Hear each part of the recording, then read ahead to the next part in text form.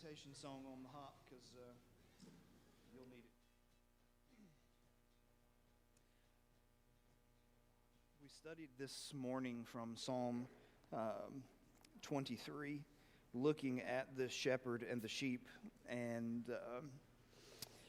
so this morning we paid attention to the shepherd, and now tonight we're going to pay attention to the sheep a little bit. But as we do, let's consider by reading it again with the emphasis upon the sheep. The Lord is my shepherd.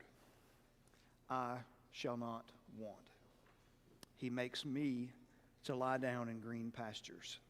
He leads me beside the still waters. He restores my soul. He leads me in the paths of righteousness for his name's sake. Even though I walk through the valley of the shadow of death, I will fear no evil. For you are with me, and your rod, or with me, and your rod and your staff, they comfort me. You prepare a table before me in the presence of my enemies. You anoint my head with oil. My cup overflows.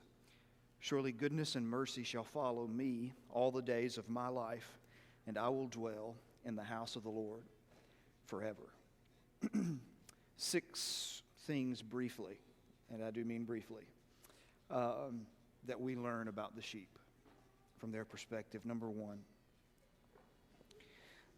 when you read the psalm, you get the sense that they are incredibly proud. The sheep that is speaking, the psalm is written from the perspective of a sheep looking up at its shepherd and talking to other people about the shepherd. And one of the things that you get is that permeates the whole psalm is that he is proud to name his shepherd. He's proud of who he is. He's not ashamed to call God his shepherd.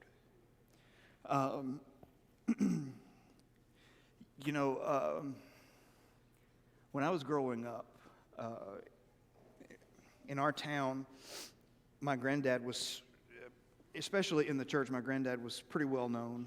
He had been an elder for 25 years. My dad preached all over the place, so he was pretty well known. And so you kind of struggle with that. How do you, people wanting to force you into the mold of your grandparents or your parents, or how do you handle the tension that goes along with that? And I struggled with it too. And but someone helped me along the way whose father was a very well-known preacher. And he said this, he said, I'd rather have a name to live up to than a name to live down. And that completely flipped my perspective on everything. Taking pride in who you are and where you come from. And when it comes to this, taking pride in the fact that God is our shepherd is important.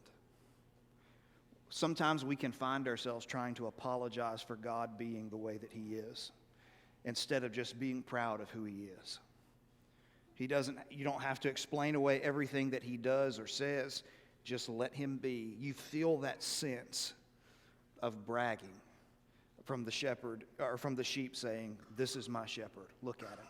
Look at him. Don't you wish you had a shepherd like mine? So there's that sense of pride. Number 2, as it permeates the entire psalm, is the idea of thankfulness or gratitude. He's thankful that God, or that the shepherd that he has, is his. Because here's one thing you learn: not all shepherds are created equal. Right? So you learn to be thankful when you have a good one. I think when I think about my dad, I think about when I went to preaching school. That was probably the first time it dawned on me that, I took for granted that my entire life I was at home, the 18 years I lived there, I had a walking, talking Bible commentary down the road, down the hall.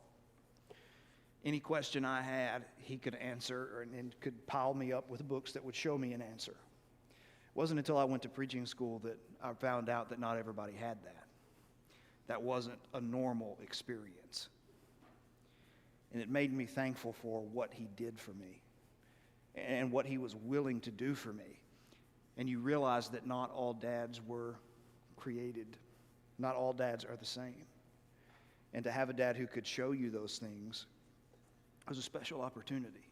It was a privilege that I had, and I didn't realize it when I had it. So when it comes to serving God, it's the same. You serve other gods, which really are no gods, and you'll find out just how empty they are. You'll find out just how good God is in comparison to the other things that you may try and exalt into the position of God, how empty they will leave you, and how much they will hurt you, and how selfish they are. The God of heaven is anything but those things. He's the direct opposite of every one of those things. And for that, we need to be thankful, not just for what God does, but for who he is. Sometimes in our prayers, we often thank him for what he has done for us, and we forget to say, if God is God, he could be a tyrant to us if he chose to, right? Who's going to control him? Who's going to govern him? He's chosen goodness. And that's something to be thankful for. Number 3, the third element that permeates this entire psalm is the sense of trust. He trusts the shepherd implicitly. Everything about him. And this is something that he has many times learned by experience. He's learned by experience. One of my teachers in preaching school, he turned 80 when we were there, still had a mind that was, good grief, sharper than mine until the day he died. He had the Bible memorized in 2 different translations, American Standard Version and King James, and he would often quote and interchange in class as he was talking to us and say, I'm going to start the verse in this translation, and then he would add something else and say, now that part of the verse is from this translation, and his mind was phenomenal. But I remember when he turned 80, one of the other teachers told us in a staff meeting, they asked him, they said, Brother Elkins, you're 80 now. What have you learned? And they said he never hesitated. He said, I've learned to trust God. I've learned to trust him. He works it out the way he wants to, and it's always for his glory and for the good of other people. I've learned to trust him. And trust is something that comes with experience, with walking with God through highs and lows. And you have to remember that in this song, you have highs and you have lows.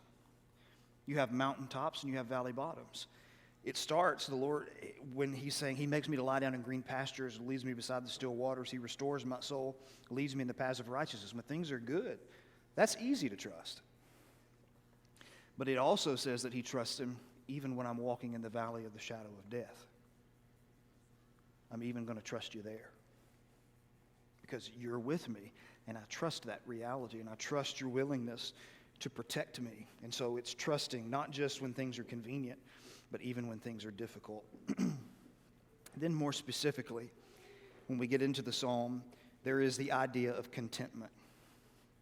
He says, the Lord is my shepherd, I shall not want. You almost get the sense that he's blown away at how good his life is.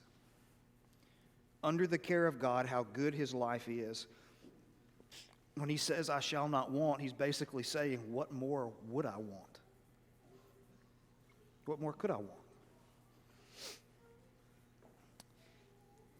And when we have God and he's all that we want, it's a tremendous blessing. And being content with that, if somebody came to me and said, or if God came to me and said, I'll give you whatever life you want. I'll trade places with you with anybody. I can honestly tell you right now at 36, I wouldn't trade my life for anybody else's. God has been immeasurably kind to me, and I wouldn't trade it. I wouldn't trade places with anybody else in this world.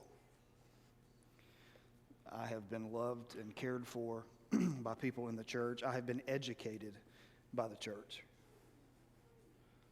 I have met my spouse in the church. I have raised my children in the church. There is nothing about that. I wouldn't take anybody else's life for the one that, and even the experiences that I thought were unpleasant and I wouldn't want to repeat them again, I wouldn't take anything for those experiences because they taught me who God was in a way that I never would have learned just by reading. I had to live it.